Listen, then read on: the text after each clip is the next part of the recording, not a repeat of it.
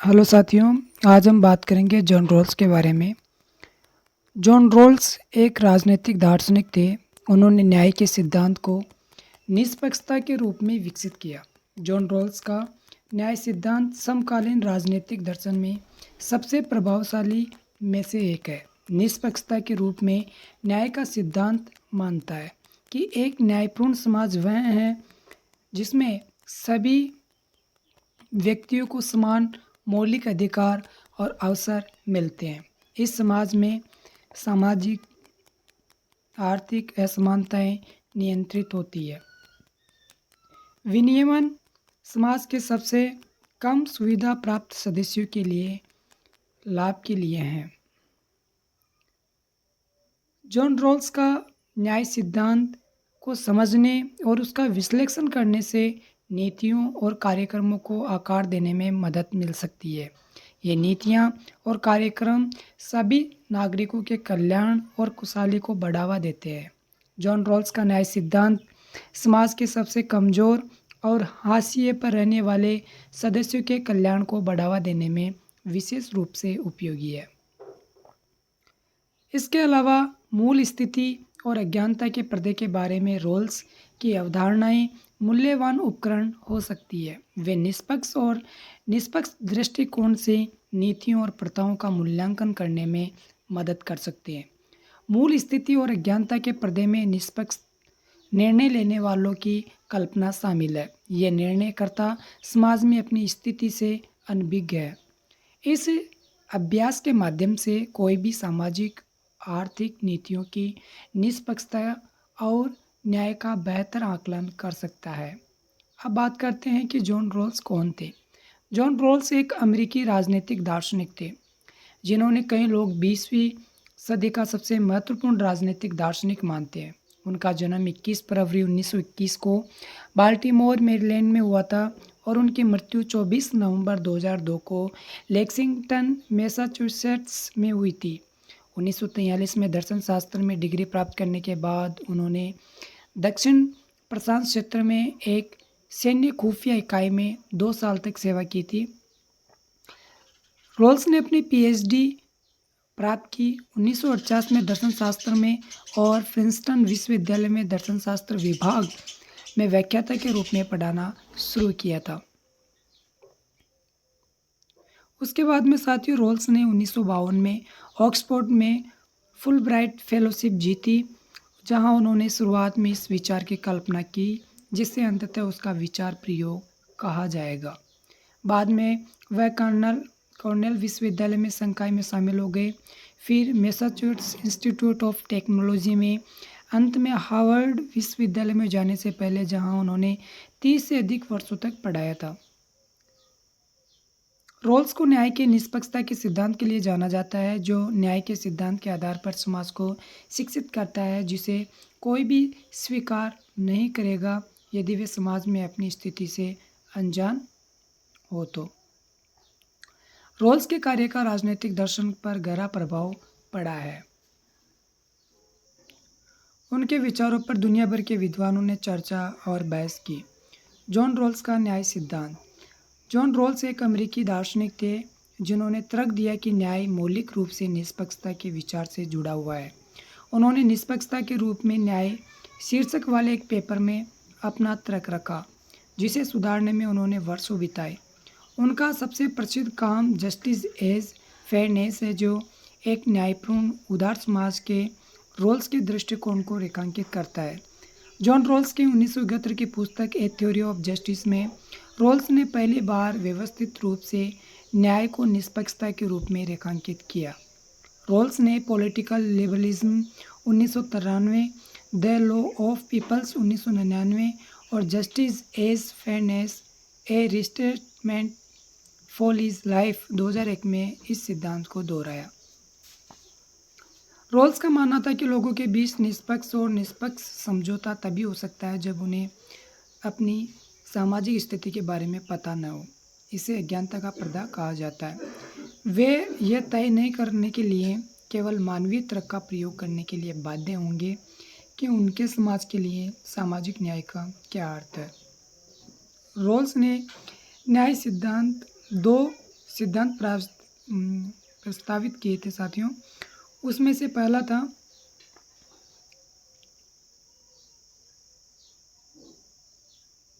2 सिद्धांत प्रस्तावित किए थे, उसके बारे में आगे हम बात करेंगे। सभी को समान बुनियादी अधिकार और स्वतंत्रता मिलनी चाहिए। इसके बाद में सामाजिक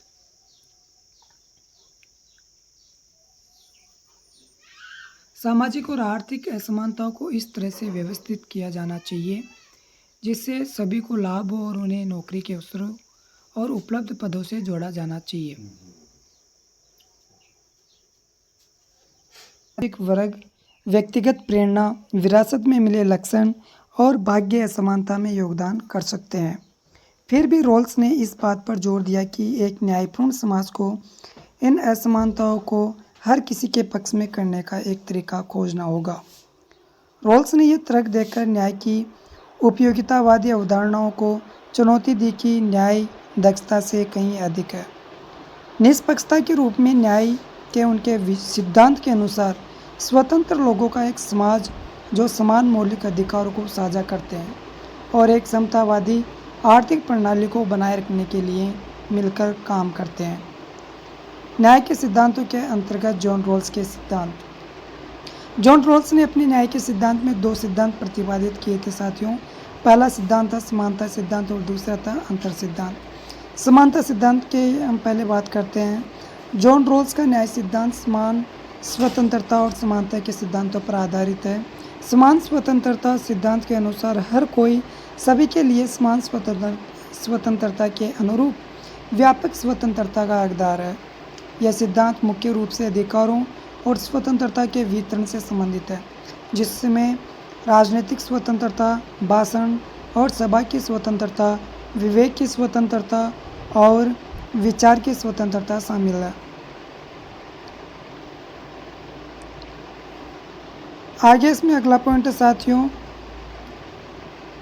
रॉल्स का मानना था कि एक न्यायपूर्ण समाज को स्वतंत्रता और समानता के बीच सामंजस्य बिठाने का रास्ता खोजना चाहिए।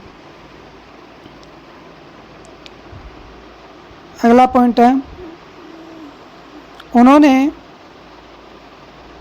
समझा कि अनुचितता विरासत में मिले गुणों, सामाजिक वर्ग, व्यक्तिगत प्रेरणा और यहाँ तक कि भाग्य का भी परिणाम है।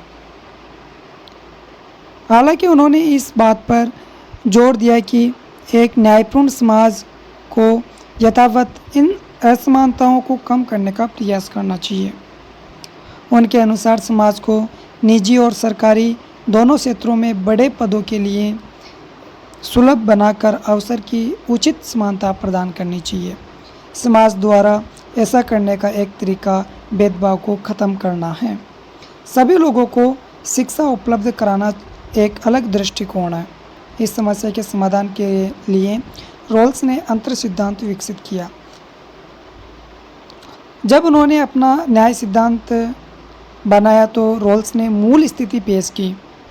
डिवाइस की मदद से एक काल्पनिक परिदृश्य तैयार किया गया जिसमें नागरिक पार्टियों के बीच अनुचितता को समझे बिना संसाधन वितरण पर अनुबंध कर सकते थे। इस स्थिति में व्यक्ति 2 सिद्धांतों पर सहमत होंगे। पहला, सभी को मौलिक स्वतंत्रता का समान अधिकार। दूसरा था इसके अंदर दूसरा, सामाजिक और आर्थिक असमानताएं केवल तभी स्वीकार्य होगी जब वे समाज में सभी को सबसे कम सुविधा प्राप्त सदस्यों को लाभ पहुंचाती है। आगे हम बात करते हैं अंतर सिद्धांत की, जिसका रॉल्स ने समर्थन किया साथियों।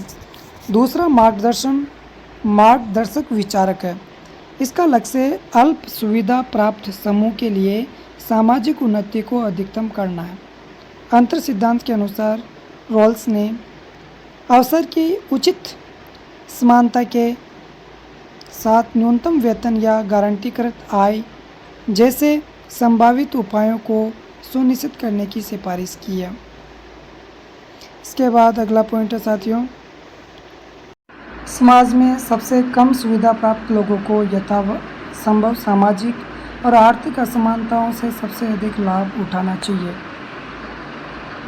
रोल्स के अनुसार जो लोग अपने नैतिक अधिकार को बनाए रखने और उसका उपयोग करने की परवाह करते हैं वह उन मानदंडों पर सहमत होंगे जो यह सुनिश्चित करते हैं कि सभी को अपने हितों को आगे बढ़ाने के लिए समान मौलिक स्वतंत्रता और साधन प्राप्त हो।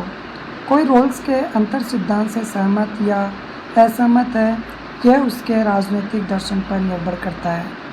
कुछ लोग यह तर्क दे सकते हैं कि कुछ लोगों के लिए दूसरों की तुलना में अधिक लाभ प्राप्त करना उचित नहीं है क्योंकि वे कम लाभान्वित हैं। अन्य लोग यह तर्क दे सकते हैं कि कम सुविधा प्राप्त लोगों को अधिक लाभ प्रदान करने से सामाजिक असमानता को कम करने और सामाजिक न्याय को बढ़ावा देने में मदद मिलेगी। जॉन रोल्स के न्याय सिद्धांतों का महत्व। जॉन रोल्स का न्याय सिद्धांत राजनीतिक दर्शन और नैतिकता में एक महत्वपूर्ण योगदान है। स्वतंत्रता और अंतर सिद्धांत। रोल्स के न्याय सिद्धांत के दो स्तंभ हैं, उनकी आधारशिला है।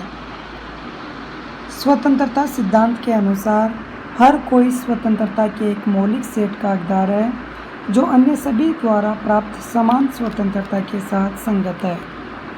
अंतर सिद्धांत के अनुसार समाज में सबसे वंचित लोगों की मदद के लिए सामाजिक और आर्थिक असमानताएं स्थापित की जानी चाहिए। जॉन रोल्स के न्याय सिद्धांत का महत्व। चूँकि रोल्स के सिद्धांत में निष्पक्षता और समानता को प्राथमिकता दी गई है इसलिए सामाजिक न्याय को इसी दृष्टिकोण से देखा जाता है।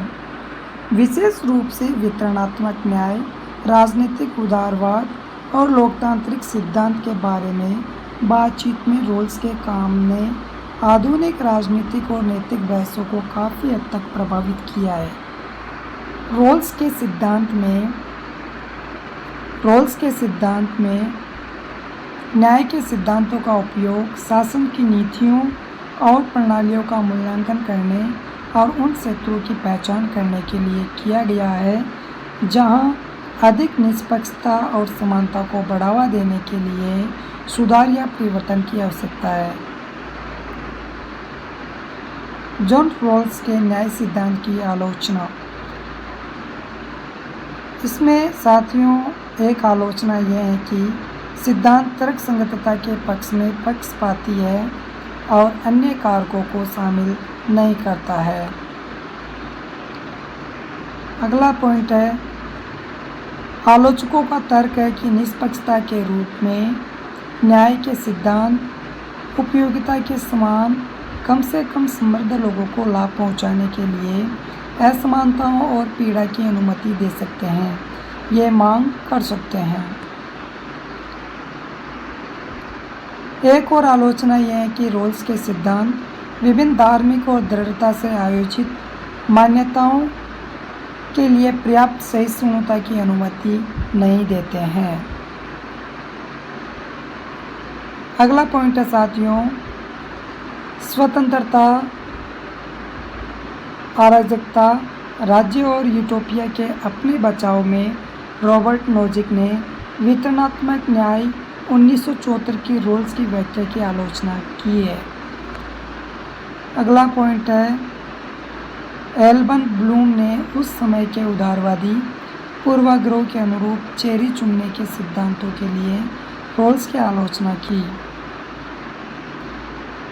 दार्शनिक चार्ल्स डब्ल्यू मिल्स रोल्स के काम की अंतर्निहित धारणाओं की आलोचना करते हुए कहते हैं कि यह स्वाभाविक रूप से सफ़ेद है और चमकदार अंधे धब्बों के अधीन है। यह बात चार्ल्स डब्ल्यू ने कही थी, चार्ल्स डब्ल्यू मिल्स।